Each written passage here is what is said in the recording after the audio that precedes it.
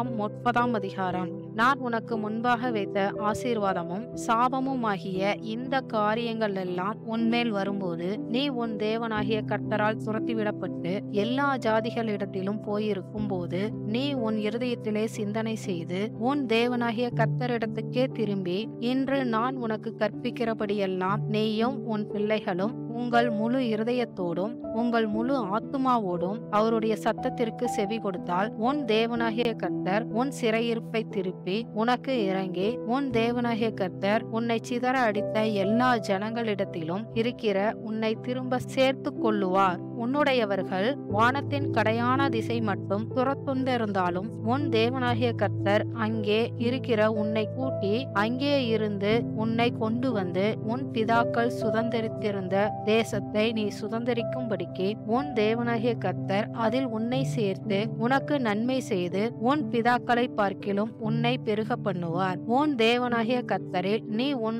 முழு இருதயத்தோடும் உன் முழு ஆத்துமாவோடும் அன்பு கூர்ந்து பிழைக்கும்படி உன் தேவனாகிய கர்த்தர் உன் இருதயத்தையும் உன் சந்ததியாரின் இருதயத்தையும் விருத்த சேதனம் பண்ணி இந்த சாபங்களை எல்லாம் உன் சத்துருக்கள் மேலும் உன்னை துன்பப்படுத்தின உன் பகைஞர் மேலும் சுமர பண்ணுவார். நீயோ மனந்திரும்பி கர்த்தரின் சத்தத்திற்கு செவி கொடுத்து, நான் இன்று உனக்கு கற்பிக்கிற அவருடைய எல்லா கற்பனைகளின்படியும் செய்வாய். அப்பொழுது உனக்கு நன்மை உண்டாகும்படி உன் தேவனாகிய கர்த்தர் உன் கைகள் செய்யும் எல்லா வேலைகளிலும் உன் கற்பத்தின் கனியிலும் உன் மிருக ஜீவனின் பலனிலும் உன் நிலத்தின் கனியிலும் உனக்கு பரிபூர்ணம் உண்டாகச் செய்வார். உன் தேவனாகிய கர்த்தருடைய சத்தத்திற்கு செவி கொடுத்து இந்த நியாயப்பிரமாண புஸ்தகத்தில் எழுதியிருக்கிற அவருடைய கற்பனைகளையும் அவருடைய கட்டளைகளையும் கை கொள்ளும் போதும், உன் தேவனாகிய கர்த்தரிடத்தில் உன் முழு இருதயத்தோடும் உன் முழு ஆத்துமாவோடும் திரும்பும் போதும், கர்த்தர் உன் பிதாக்கள் மேல் சந்தோஷமாய் இருந்தது போல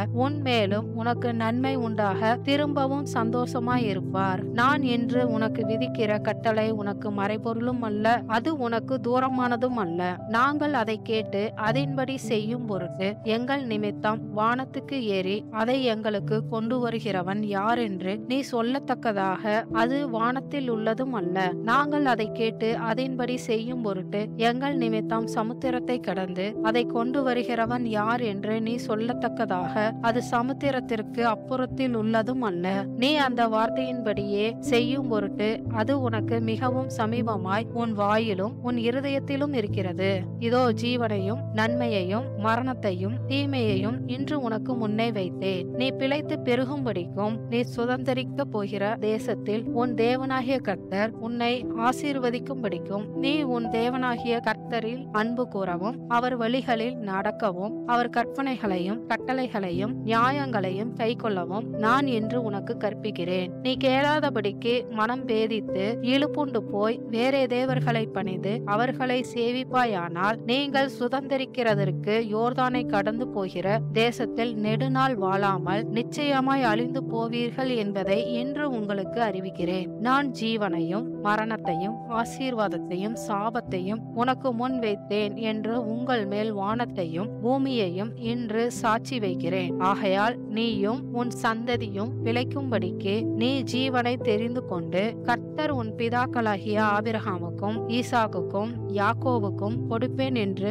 அவர்களுக்கு ஆணையிட்டு கொடுத்த தேசத்திலே குடியிருக்கும்படிக்கு உன் தேவனாகிய கர்த்தரில் அன்பு கூர்ந்து அவர் சத்தத்திற்கு செவி கொடுத்து அவரை பற்றி கொள்வாயாக.